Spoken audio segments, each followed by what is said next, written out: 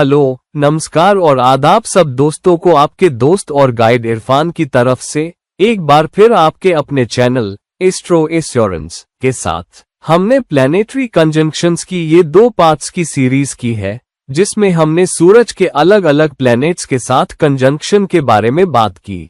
हमने बुध के बारे में बात की और हमने शुक्र के बारे में भी बात की। आज हम बात करेंगे ज़ोडियाक के सबसे जरूरी प्लैनेट के बारे में। भले ही ये सबसे ताकतवर ना हो, लेकिन जरूर सबसे असरदार हो, और वो है चांद। क्योंकि चांद क्या है? चांद और कुछ नहीं बल्कि मनुष्य है, मन। और आप क्या है? आप और कुछ नहीं बल्कि अपना मन है। और इसीलिए चांद के कंजंक्शन सबसे जरूरी है, किसी भी व्यक्ति की कुंडली में सबसे असरदार है। और ये इसलिए भी क्योंकि जिस नक्षत्र में चांद होता है वो बहुत जरूरी हो जाता है। जिस प्लैनेट के नक्षत्र में चांद होता है उसी की दशा सबसे पहले शुरू होती है।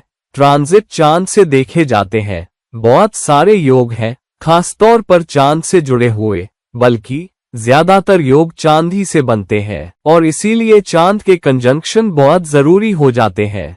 और सच में चांद के ज्यादातर कंजंक्शंस को किसी ना किसी योग का नाम दे दिया गया है। और क्योंकि ये इतना जरूरी कंजंक्शन है, तो चलिए रोशनी डालते हैं कि चांद के अलग अलग प्लैनेट्स के साथ क्या क्या कंजंक्शंस है, और ये हमारे लिए क्या अवसर बनाते हैं, क्या मैनिफेस्टेशन दिखाते हैं, क्या चुनौतियां पैदा कर सकते हैं, क्या सूरत ए हाल हमारे सामने रख सकते हैं जिंदगी में हमारे लिए आगे बढ़ने का रास्ता बनाने के लिए। तो चलिए शुरू करते हैं पहले चांद और मंगल से। अब चांद और मंगल पे आने से पहले मैं आपको बता दूं कि मैं सूरज के अलग अलग प्लैनेट्स के साथ कंजंक्शन पहले ही कर चुका हूं, जिसमें मैंने सूरज चांद के कंजंक्शन को भी कवर किया है। मैंने बुध के अलग अलग प्लैनेट्स के साथ कंजंक्शन भी कर रखे हैं, जिसमें बुध चांद भी किया है। मैंने शुक्र के अलग अलग प्लैनेट्स के साथ भी किए हैं, जिसमें शुक्र चांद भी शामिल है। तो इस वीडियो के आखिर में मैं इस वीडियो में खास तौर पर सूरज, बुध और शुक्र के चांद के साथ कंजंक्शन नहीं करूंगा। मैं ये वीडियोस पहले ही कर चुका हूं पहले। तो इस वीडियो के आखिर में कमेंट सेक्शन में मैं आपको इनमें से हर एक की स्पेसिफिक लिंक दूंगा। तो जब आप लिंक पे क्लिक करोगे तो सीधे वीडियो पे नहीं बल्कि उस खास भाग पे पहुंच जाओगे जहां मैं सूरज चांद के कंजंक्शन के बारे में बात कर रहा हूं। और फिर दूसरे वीडियो में जो बुध के कंजंक्शन के बारे में है, तुम उस खास भाग पे पहुंच जाओगे जहां बुध चांद के कंजंक्शन के बारे में बात हो रही है। और फिर मैं तीसरा वीडियो भी दूंगा जहां खास तौर पर उस भाग तक पहुंचा जाएगा जहां शुक्र चांद के कंजंक्शन पे बात हुई है। ये सब कमेंट सेक्शन में दूंगा। तो जिन लोगों के चांद सूरज, चांद बुध या चांद शुक्र का कंजंक्शन है, वो जानना चाहते हैं, तो नीचे कमेंट सेक्शन में जाकर उन खास लिंक्स पे क्लिक करके सीधे उस भाग पे जा सकते हैं और उस भाग को देख सकते हैं और पूरी वीडियो भी देख सकते हैं अगर मर्जी हो। अब चांद का कंजंक्शन मंगल के साथ। तो मंगल और चांद का कंजंक्शन बहुत ही ताकतवर कंजंक्शन है। सच में सबसे ताकतवर कंजंक्शन में से एक है, क्योंकि इसका मैनिफेस्टेशन ऐसा ही है। इसे चंद्र मंगल योग भी कहते हैं। चंद्र यानी चांद, मंगल यानी मंगल। और चंद्र मंगल योग का मतलब है 2 एनर्जियों का एक साथ आना, एनर्जी का संगम, 2 प्लैनेटरी बॉडीज के बीच एनर्जी का तालमेल। और इसे योग इसीलिए कहते हैं क्योंकि योग क्या है? योग का मतलब है जब एनर्जियां एक साथ आती है तो वो तुम्हें उससे कहीं बहुत ज्यादा एनर्जी देती है, बनिस्बत इसके के हर एक अलग से दे या फिर सिर्फ उनका जोड़ हो। ये ऐसा है जैसे 1 और 1 यकीनन 2 नहीं होता, 1 और 1 का नतीजा 3, 4 या 5 होता है। इसीलिए इसे योग बोला जाता है, क्योंकि जब एनर्जियां एक साथ आती है तो वो बहुत ज्यादा मजबूत होती है, बस 2 हिस्सों के जोड़ से कहीं ज्यादा। तो इसी तरह चंद्र मंगल योग बहुत ही ज्यादा ताकतवर होता है। न केवल 2 एनर्जियों के साथ आने से मैनिफेस्टेशन ज्यादा मीन होता है, लेकिन मैनिफेस्टेशन पक्का रिजल्ट ओरिएंटेड होता है। अब चांद क्या है? चांद मन है, दिमाग की सोचने की क्षमता है, चेतना है या ज़मीर भी है। और मंगल एनर्जी है, मंगल जंगी जज्बा है, मंगल गोल पाने का जज्बा है, मंगल इरादे की ताकत है, मंगल प्रेरणा है। तो जब तुम्हारी सोचने की क्षमता और तुम्हारे अंदर जबरदस्त प्रेरणा एक साथ आ जाए तो तुम वो सब कुछ हासिल कर सकते हो जो तुम अपनी नजरों में रखोगे। तो अगर तुम किसी गोल के बारे में पक्के इरादे से सोचो और अपना दिमाग और दिल उस गोल पे लगा दो तो फिर उस योग के लिए कुछ भी नामुमकिन नहीं है। बस यहाँ पर चुनौती ये है कि तुम उस एनर्जी को सिर्फ उस एक गोल पे लगा सको और फिर पूरे जी जान से उस गोल का पीछा करो अपने दिल और अपनी इच्छा शक्ति के साथ। लेकिन अक्सर होता ये है कि ये एनर्जी आसानी से नियंत्रित होने वाली नहीं है और कई बार चांद का इमोशनल हिस्सा हावी हो जाता है और उस इमोशनल हिस्से की वजह से भी इंसान अलग रास्ते पे चला जाता है। और कभी कभी मंगल की तेज एनर्जी, उसका तेज गुस्सा भी इंसान को अलग रास्ते पे ले जाता है। तो कभी कभी ये इंसान बहुत ही जज्बाती हो सकता है, खासतौर पर जब उसकी मर्जी के मुताबिक काम नहीं होता या जो वो करना चाहता है या वो करना चाहती है उसे करने नहीं दिया जाता। तब वो बहुत गुस्से में आ सकता है, बहुत अग्रेसिव हो सकता है, बहुत जज्बाती हो सकता है। और उस जज्बात में खासतौर पर अगर मंगल ज्यादा ताकतवर है तो वो ऐसे काम कर सकता है जिनका बाद में पछतावा हो। लेकिन अगर मंगल बहुत ही ज्यादा मजबूत हो, चांद से कहीं ज्यादा मजबूत हो, तो चांद की जज्बातियत मंगल को हवा देगी। लेकिन फिर मंगल की एनर्जी हावी हो जाती है, तबीयत का गर्म होना हावी होता है, आक्रामकता हावी होती है और फिर उस इंसान का कोई भरोसा नहीं। जो मन में आया, जो मुंह पे आया बोल देगा, लड़ेगा, झगड़ेगा, गाली गलौज तक कर सकता है और उसका कोई सानी नहीं।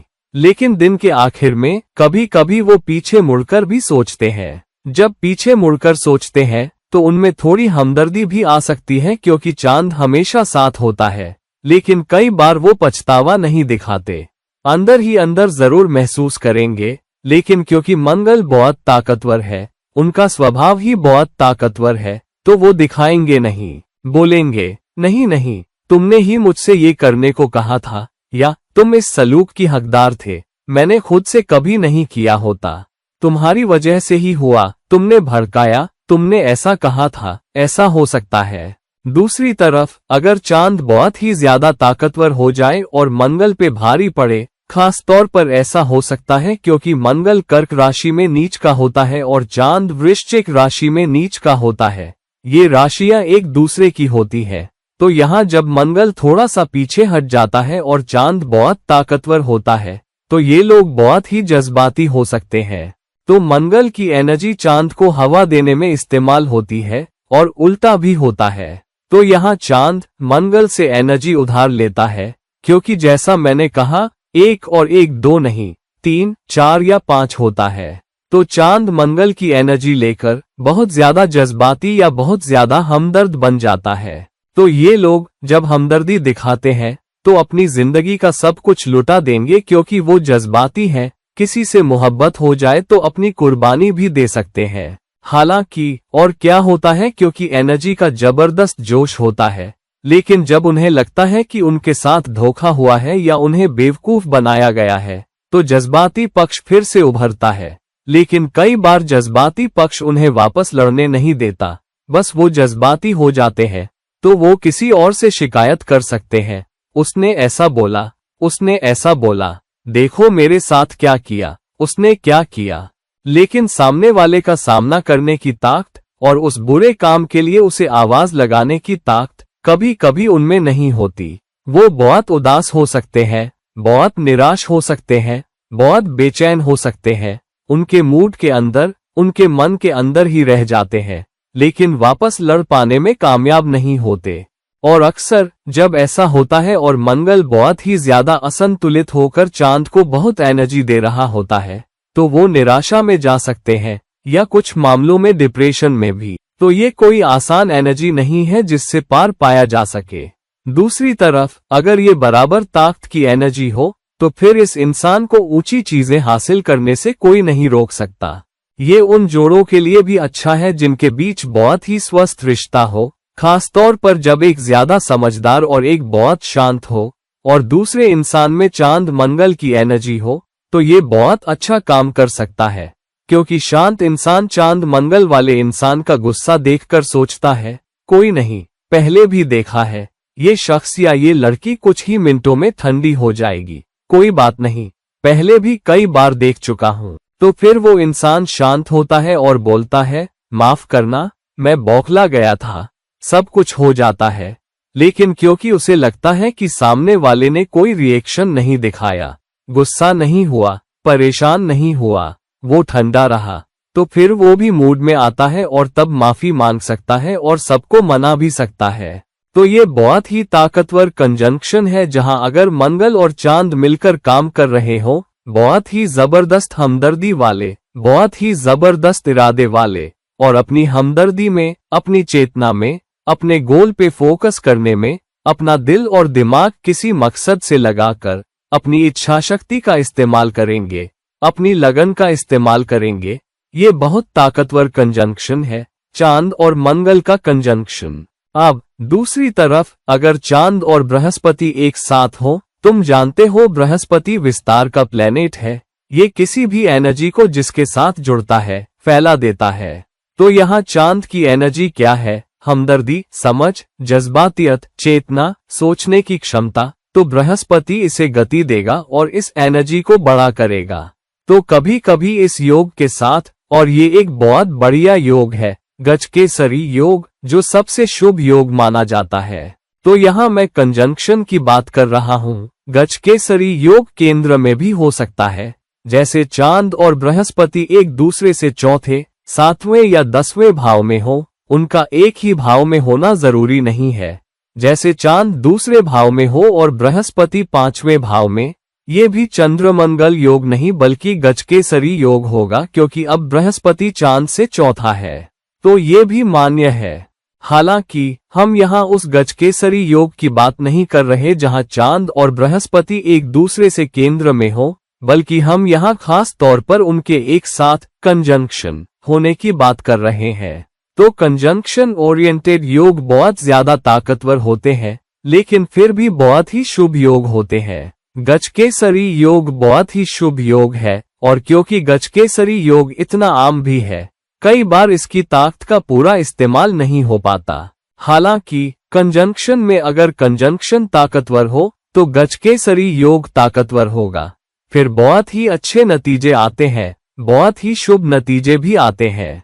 लेकिन आज के जमाने में गजकेसरी योग उतना जरूरी या कारगर नहीं रह गया हो सकता है। वजह ये है, बृहस्पति ज्ञान देता है, चांद चेतना और ज़मीर देता है। अब जिस इंसान के पास बहुत ही मजबूत ज़मीर हो और वो बहुत ही समझदार हो, वो आज के जमाने में कितना और कितनी दूर तक जा सकता है। जहां दांव पेंच चालाकी जरूरी है, ये राहु का जमाना है, हो सकता है कि वो इतना आगे ना निकल पाए।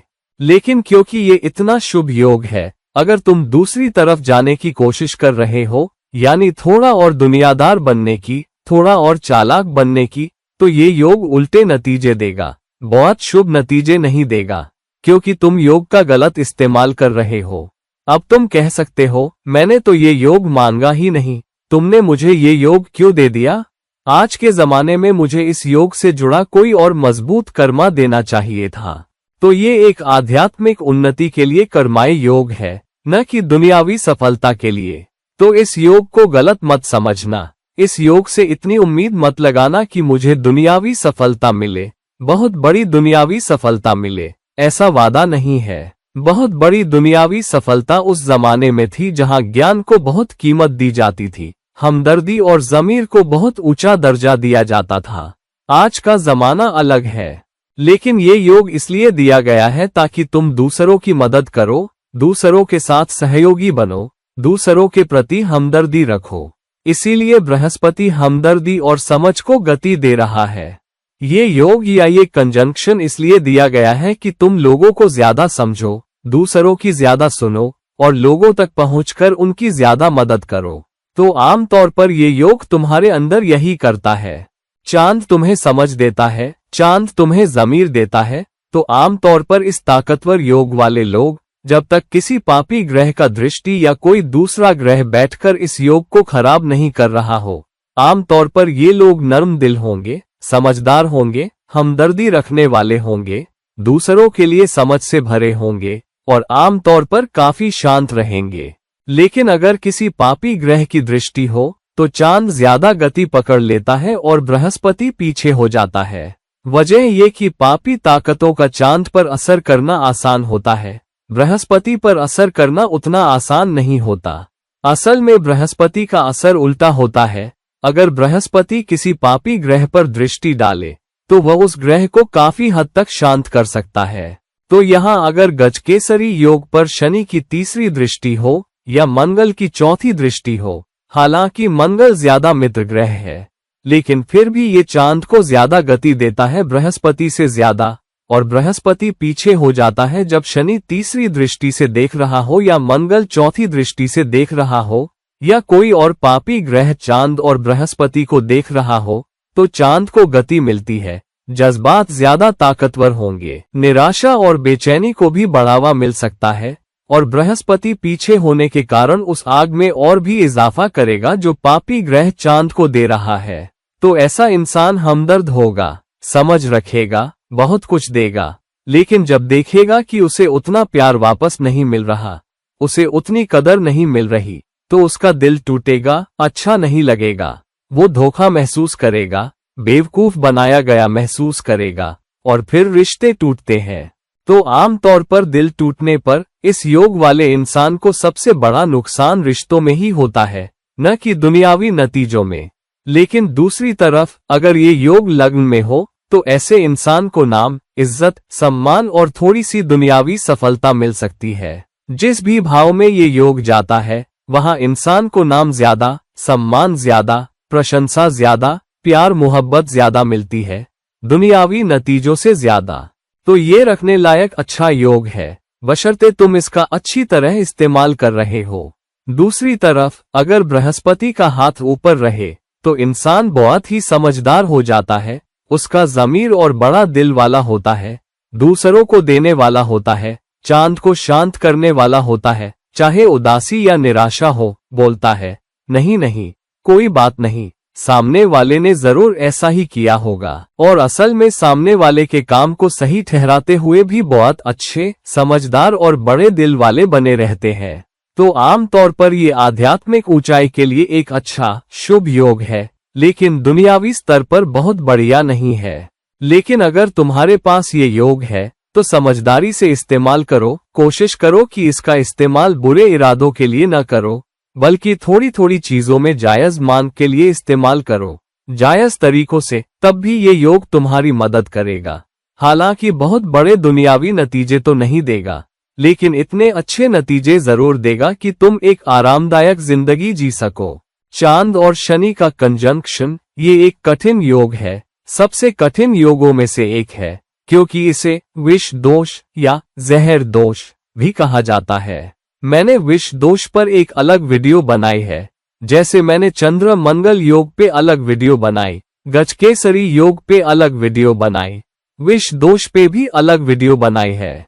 तो उन तीनों योगों के लिंक मैं नीचे कमेंट सेक्शन में भी दूंगा। लेकिन अभी हम इस टॉपिक पर है, तो कृपया समझ लें कि शनि और चांद एक ही फ्रेटर्निटी में नहीं है, वो एक दूसरे के अच्छे दोस्त नहीं है, और शनि बहुत ही प्रबल कर्माइक इक्वलाइजर है। तो जब भी तुम अपने साथ कर्म का बोझ लेकर चल रहे हो, जैसे किसी का दिल तोड़ा हो, किसी के साथ अच्छा व्यवहार नहीं किया हो, कोई ज़मीर वाला काम नहीं किया हो, किसी के साथ धोखा किया हो, तो ये एक योग या दोष है। खास तौर पर ये एक दोष है जो रूठ के बैठेगा, यानी ये तुम्हारे लिए एक परेशानी वाला दोष हो सकता है, ये एक समस्या वाला योग हो सकता है, ये कोई आसान एनर्जी नहीं है जिससे पार पाया जा सके। एक वजह तो ये कि चांद हमदर्दी, समझ, दिमाग से फैसले लेना, तर्क, ये सब चांद से जुड़ा है।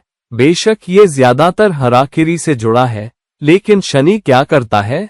शनि तुम्हारी फैसला लेने की क्षमता को धीमा कर देता है। तो कभी कभी तुम इतने धीमे फैसला लेते हो कि सही वक्त पर मौका हाथ से निकल जाता है। या दूसरी तरफ क्या होता है कि जब मौका तुम्हारी तरफ आ रहा होता है तुम उसे समझ नहीं पाते। कभी कभी लोग तुमसे बहुत तंज से बात करेंगे, लेकिन तुम तंज पकड़ नहीं पाओगे। कभी कभी लोग तुमसे चालाकी से कुछ जानकारी निकलवा लेंगे, तुम्हारी दोस्ती, तुम्हारी हमदर्दी, तुम्हारी समझ, तुम्हारे भरोसे का गलत इस्तेमाल करेंगे, तुम समझ नहीं पाओगे और उनके हाथों खेल जाओगे क्योंकि शनि धीमा है। तो जब तक तुम्हें समझ में आता है, बहुत सारा पानी बह चुका होता है।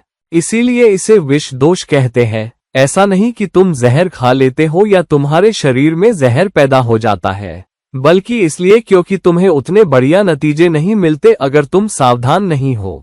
क्योंकि आमतौर पर शनि चांद की सोचने की अच्छी क्षमता को दबा देता है, दूसरों की चालाकी को समझने में धीमा कर देता है, दूसरों के दांव पेंच समझने में धीमा कर देता है। खासतौर पर आज के जमाने में ये एक बड़ी समस्या बन सकती है।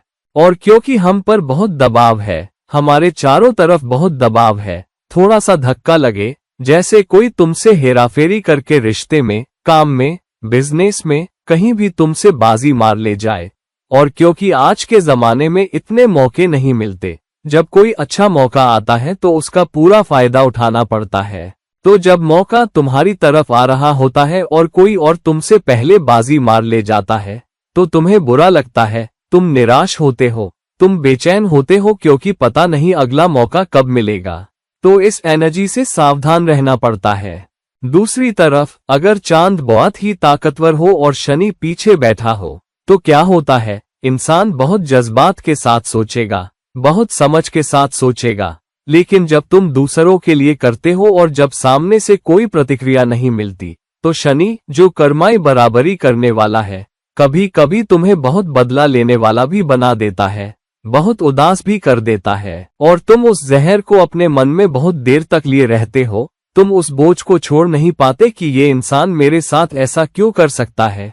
और ये बात दिमाग में चलती रहती है, चलती रहती है, चलती रहती है। तो इस तरह तुम अपने दिमाग को जहर से भर रहे हो क्योंकि शनि कर्माई है, ये तुम्हें भूलने नहीं देगा। और ऐसे लोग कभी कभी सालों बाद भी वापस लेना चाहते हैं, रिश्ते में या जो भी हो। तो कभी कभी क्या होता है, क्योंकि ये धीमा ग्रह है, ये तुम्हें भूलने नहीं देता, तो तुम सालों से जो भी बुरी चीजें लोगों ने तुमसे की है, उन्हें इकट्ठा करते जाते हो, इकट्ठा करते जाते हो। और एक न एक दिन ये फूटता है। और जब फूटता है तो किसी से पूछता नहीं, रिश्ता बिगड़ जाता है, नौकरी करियर बिगड़ जाता है, सेहत बिगड़ जाती है। तो ये एक सचमुच बुरा योग है, बुरा कंजंक्शन है। तो अगर तुम्हारे पास ये कंजंक्शन है तो सबसे अच्छा तरीका है, शांत रहो, अपने दिमाग को बहुत शांत रखो, बहुत सब्र रखो, लेकिन मौके ढूंढना मत छोड़ो। जब कोई तुमसे कुछ कहे तो तुरंत ये नतीजा मत निकालो कि ये अच्छा इंसान है या ये मेरे खिलाफ है, बल्कि वक्त लो, वहीं फैसला मत करो। लेकिन फैसला करने में बहुत देर भी मत करो। किसी चीज का फैसला करने में 1 हफ्ता मत लगा दो। जब कोई कुछ कहे तो बोलो, ठीक है, मैं तुमसे शाम तक वापस बात करूंगा या कल तक बात करूंगा। और फिर साफ सोचो कि वो शख्स कौन है, उसने ऐसा क्यों कहा होगा, उसने ऐसा क्यों कहा होगा। इसके बारे में सोचो, इस पर रात को सोचो और फिर 1-2 दिन में फैसला कर लो। साथ ही किसी समझदार की सलाह भी लो, जो हमेशा बेहतर होती है, खास तौर पर चांद शनि की एनर्जी के साथ, क्योंकि शनि कभी कभी तुम्हें दूसरी राह पर ले जा सकता है और शनि तुम्हें उस बुरे कर्म का दामन भी चुकवा सकता है जो तुम साथ लेकर चल रहे हो। तो ये है चांद और शनि का कंजंक्शन, विष दोष, जहर दोष। कोशिश करो कि जहर से दूर रहो और जहर को और समझदारी और शांति के साथ पतला करो। चांद और राहु का संयोग, ये एक तरफ सबसे अच्छे संयोगों में से हो सकता है और दूसरी तरफ सबसे बुरे संयोगों में से भी हो सकता है। वजह ये है कि राहु एक विस्फोटक एनर्जी है। तो अगर तुम्हारे मन को राहु की विस्फोटक एनर्जी मिल जाए तो तुम एक तेज इंडस्ट्रियलिस्ट बन सकते हो, एक तेज अन्वेषक बन सकते हो, एक तेज रिसर्चर बन सकते हो। जो भी करो, अगर अपना दिमाग लगा दो और राहु को तुम्हारा फोकस इधर उधर भटकाने न दो, जो कि वो कर सकता है, तो ये दुनियावी भौतिक बड़ी सफलता के लिए सबसे अच्छे योगों में से एक है। ये तो जैसे दुनियावी सफलता की मुहर लगी हुई है। अगर तुम्हारे पास चांद और राहु की ताकतवर एनर्जी का मेल हो और किसी शुभ ग्रह की दृष्टि भी हो, तो ये कमाल का कंजंक्शन हो सकता है, एक शानदार कंजंक्शन हो सकता है, बशर्ते तुम राहु को अपनी राह भटकाने न दो, क्योंकि राहु तुम्हें भटकाएगा। राहु चांद को ग्रहण करता है। तो आमतौर पर ये कंजंक्शन न तो बहुत सटा हुआ होना चाहिए, यानी चांद और राहु के डिग्री का फर्क 5 डिग्री से कम नहीं होना चाहिए, और न ही बहुत ढीला होना चाहिए, यानी डिग्री का फर्क 12 या 13 डिग्री से ज्यादा नहीं होना चाहिए। नहीं तो ये कंजंक्शन तुम्हारे फायदे के लिए काम नहीं करेगा। अगर कंजंक्शन करीबन 6-7 डिग्री से 12-30 डिग्री के बीच हो, राहु और चांद के बीच, तो ये एक ताकतवर कंजंक्शन बनता है। हालांकि ये त्रिकोण भावों में होना चाहिए ताकि तुम्हें बहुत अच्छी सफलता मिले, बहुत अच्छे नतीजे मिले, और कुछ हद तक केंद्र भावों में भी। लेकिन केंद्र भावों में चौथे और 7वें भाव में होना ठीक नहीं है, वो रिश्तों के भाव है, तो रिश्तों को सबसे ज्यादा नुकसान होता है। ये तुम्हारे दिमाग में एक विदेशी तत्व, एक असामान्य तत्व और एक अजीब तत्व भी लाता है, और इसलिए ये रिसर्च के लिए अच्छा है, जानकारी खोदकर बाहर निकालने के लिए अच्छा है, बॉक्स के बाहर सोचने के लिए अच्छा है, बिजनेस में, काम पर, तुम्हारी सोचने की क्षमता में, तुम्हारी लिखने की क्षमता में नवाचार के लिए अच्छा है। तो अगर तुम चांद की रचनात्मक ताकत और राहु की असामान्य विस्फोटक नाभिकीय ऊर्जा का इस्तेमाल कर सको, तो ये सफलता की गारंटी देता है। तुम बहुत ही नवोन्मेषी खोजी बन सकते हो, बहुत ही नवोन्मेषी लेखक बन सकते हो, अपने बिजनेस में, अपने करियर में, अपने काम में, अपने ब्लॉग में, अपनी एक्टिंग में, अपने प्रदर्शन में बड़े बदलाव ला सकते हो। तुम अलग हटके प्रदर्शन दे सकते हो, तुम भीड़ से अलग हो सकते हो, बशर्ते तुम इस एनर्जी का सही इस्तेमाल करना जानते हो। अगर तुम राहु को गलत रास्ते पर ले जाने दोगे, तो तुम बहुत चालाक, बहुत हेरा फेरी करने वाले, बहुत सर्द मिजाज हो सकते हो। तुम में लोगों के लिए पर्याप्त हमदर्दी, प्यार मोहब्बत नहीं होगी। आमतौर पर क्या होता है, एक दिल टूटने के बाद हेरा फेरी, चालाकी, बदला लेने की भावना आती है। तो जब एक बार दिल टूटता है, क्योंकि यहाँ चांद शामिल है, और तुम बैकफुट पर महसूस करते हो, धोखा महसूस करते हो, तो राहु एक्टिव हो जाता है। राहु चांद की एनर्जी को पूरी तरह अपने हाथ में ले लेता है और बोलता है, अब तुम वही करो जो मैं कह रहा हूँ, वरना पछताते रहोगे। मैं क्यों दूसरों के बुरे बर्ताव के लिए दुख उठाऊं? और फिर राहु तुम्हें बहुत चालाक, बहुत हेरा फेरी करने वाला, बहुत बदला लेने वाला बना सकता है, और तुम अपनी मर्जी पर जा सकते हो। कभी कभी कई सालों बाद जब बैठकर देखोगे कि क्या हो गया, तो एहसास हो सकता है कि तुम सही नैतिक रास्ते पर नहीं थे, तुम हमदर्दी के रास्ते पर नहीं थे, समझ के रास्ते पर नहीं थे।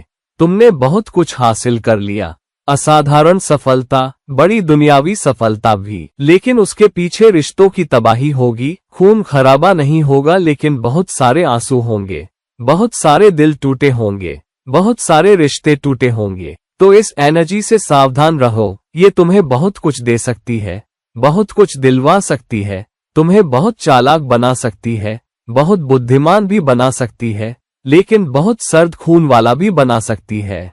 ये तुम्हें एक अलग रास्ते पर ले जा सकती है जहां तुम वो काम करने लगो जो न केवल अनैतिक हो, बहुत अनैतिक हो, बल्कि बहुत गैर कानूनी भी हो, और तब कानून से, ताकत वालों से मुश्किलें खड़ी हो सकती हैं।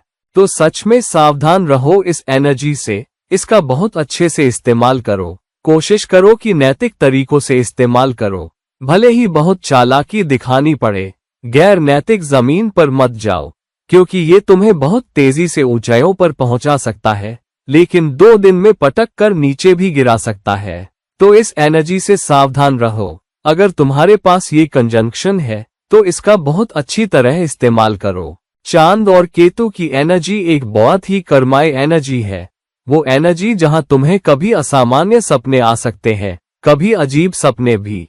ये एक बहुत ही ताकतवर अंतर्ज्ञान, इंट्यूशन वाली एनर्जी है। केतु क्या करता है? केतु ये है कि तुमने ध्वजा पहले ही लगा रखी है, यानी तुमने हासिल कर लिया, वहां जा चुके, कर आए, तो केतु तुम्हें दुनियावी हकीकत से और ज्यादा आध्यात्मिक दुनिया में ले जाता है। तो ये अंतर्ज्ञानी एनर्जी तुम्हारे पास आती है। कई बार डेजा वू की अनुभूति, मैं पहले भी यहाँ आ चुका हूँ, भी होती है। ये स्पष्ट सपने आते हैं, ये अंतर्ज्ञानी सपने भी आते हैं। कई बार जब कुछ होने वाला होता है तो चेतावनी भी आती है, और आमतौर पर अंतर्ज्ञान, गट फीलिंग, गलत नहीं होती। सपने भी तुम्हें कुछ बता रहे होते हैं, कुछ संदेश दे रहे होते हैं। तो कोशिश करो कि सुबह उठकर अपने सपनों को याद करो। बिस्तर से जल्दी जल्दी मत उठो, सोते हुए ही याद करने की कोशिश करो और फिर देखो कि उसका अर्थ क्या हो सकता है, क्योंकि बहुत सारे संदेश आ रहे हैं, आध्यात्मिक संदेश आ रहे हैं। मानवता के लिए बहुत सारे क्रांतिकारी बड़े विचार लोगों को उनके सपनों में आए हैं। दरअसल एल्बर्ट आइंस्टीन, जिनके बहुत ताकतवर 8वें भाव की एनर्जी थी, ने भी कहा है कि उन्होंने एक सपने में ये देखा, अगर मैं गलत नहीं हूं। और कई बार लोगों को जब वे आराम की मुद्रा में, अर्धचेतन अवस्था में या नींद के दौरान होते हैं, अपनी जिंदगी के बहुत सारे हल मिले हैं। तो ये एक बहुत अंतर्ज्ञानी एनर्जी है। हालांकि ये दुनियावी सफलता के लिए उतनी नहीं है, ये दुनिया के लिए सफलता है। तो अगर तुम दूसरों की मदद करने की तरफ उन्मुख हो, दुनियादारी का पीछा करने के बजाय दूसरों के लिए कुछ ज्यादा करने की कोशिश कर रहे हो, तो ये एक बहुत बढ़िया मेल है, एक बहुत ही आध्यात्मिक कंजंक्शन है। बहुत सारे लोग जो दुनिया से दूर शांति पाते हैं, अपनी शांति स्वयं सेवा में, दूसरों की मदद में पाते हैं। एनजीओ, धर्मार्थ संगठनों, अस्पतालों में जहां भी दूसरे लोगों की मदद और सहायता कर रहे हैं, वहां ये एनर्जी बहुत जोर से काम करती है। बहुत सारे लोग जिन्होंने अपनी जिंदगी गरीबों और पिछड़ों के लिए समर्पित कर दी, आश्रम खोले, एनजीओ खोले, न कि पैसे कमाने के लिए बल्कि सच में लोगों की मदद के लिए, उन्हें बहुत नाम, शोहरत, पहचान मिली है। पैसा भी आता है, पैसे से जुड़ाव है नहीं, लेकिन पैसा आता है जब केतु समझ जाता है कि तुम अपने लिए नहीं, दुनिया के लिए कर रहे हो, तो ये तुम्हारे पास आता है। हालांकि दूसरी तरफ केतु चांद से जज्बाती पक्ष और सोचने का पक्ष दोनों छीन लेता है। या तो वह तुम्हें इतनी जबरदस्त हवा देता है कि तुम बहुत ज्यादा भावुक हो जाते हो, या फिर बहुत ठंडे, कोल्ड कर देता है। ये वैसी ही एनर्जी है जैसे एक बूचड़खाने वाला चाकू लेकर खड़ा हो। तो कभी कभी केतु तुम्हें तुम्हारी माँ से दूर ले जाता है, तुम्हारी भावनाओं से दूर ले जाता है, तुम्हारे रिश्तों से दूर ले जाता है, ताकि तुम दूसरों की मदद करने पर, दुनिया की मदद करने पर ध्यान लगा सको, न कि अपनी मनमर्जी का पीछा करने पर। ये माँ से कठिन रिश्ता पति पत्नी से भी कठिन रिश्ता बना सकता है, जहां तुम्हें लगता है कि वो तुम्हें नहीं समझते। दूसरी तरफ वो कहेंगे कि इस इंसान में मेरे लिए पर्याप्त हमदर्दी नहीं है, मेरे लिए पर्याप्त भावनाएं नहीं है, इस इंसान में मेरे लिए उस तरह का प्यार मोहब्बत नहीं है। तो भले ही रिश्ता अच्छा शुरू हो, धीरे धीरे तुम दूर होते जाते हो। तो अगर तुम किसी रिश्ते से धीरे धीरे दूर होते जा रहे हो, धीरे धीरे समय के साथ, तो ये निश्चित ही केतु की एनर्जी है जो तुम्हें रिश्ते से दूर करने की कोशिश कर रही है। तो सावधान रहो कि अगर तुम वो काम नहीं कर रहे जिसके लिए तुम इस दुनिया में आए हो, तुम्हारा कर्म क्या है, तुम्हारी जिंदगी का मकसद क्या है, तो केतु तुम्हें रिश्तों से दूर करेगा, पैसों से दूर करेगा, तुम्हारी संपत्तियों से दूर करेगा, तुम्हारी बचत से दूर करेगा, तुम्हारे करियर से दूर करेगा, यहाँ तक कि तुम्हारी आत्म मूल्य की भावना से भी दूर करेगा। तो इस एनर्जी से सावधान रहो। केतु चांद पर इतना ताकतवर ग्रहण लगा सकता है कि तुम्हें इस दुनिया की किसी भी चीज से लगाव ही न हो, या तुम उस लगाव को छोड़ देना चाहो, क्योंकि तुम्हें लगता है कि तुम्हारे साथ बेवकूफी हुई है या लोगों ने तुम्हारे साथ अच्छा नहीं किया। तो कोशिश करो कि अपने आप को किसी दुनियावी गोल से जोड़ो, कोई सार्थक चीज जो तुम करना चाहते हो, और अपने रिश्तों पर ध्यान दो, उन्हें बहुत मजबूत रखो। क्योंकि अगर तुम रिश्ते में ज्यादा देने वाले हो, तो रिश्ता अलग रास्ते पर नहीं जाएगा, नहीं टूटेगा। अगर तुम रिश्ते में बराबरी पे चलने की कोशिश कर रहे हो, तो जहां भी चांद और केतु बैठे हैं, चौथे भाव परिवार, सातवें भाव पति पत्नी, पांचवें भाव बच्चे, अगर ये कंजंक्शन वहां काम कर रहा है, तो वो रिश्ता तुम्हारे लिए सबसे परीक्षा लेने वाला हो सकता है। जिंदगी का वो क्षेत्र तुम्हारे लिए सबसे परीक्षा लेने वाला होगा। कभी तुम्हें बहुत सफलता देगा, कभी सफलता से पूरी तरह दूर कर देगा, कभी उस क्षेत्र में बहुत बरसात देगा, कभी वो क्षेत्र महीनों सालों तक बिल्कुल सूखा रहेगा और तुम समझ नहीं पाओगे कि क्या हो रहा है। तो इस एनर्जी को दूसरों के लिए, दुनिया के लिए कुछ करने और अपने लिए भी थोड़ा बहुत इस दिशा में फोकस्ड रखो। ये बहुत ताकतवर एनर्जी है, बहुत आध्यात्मिक एनर्जी है, बहुत अदृश्य दुनिया की एनर्जी है।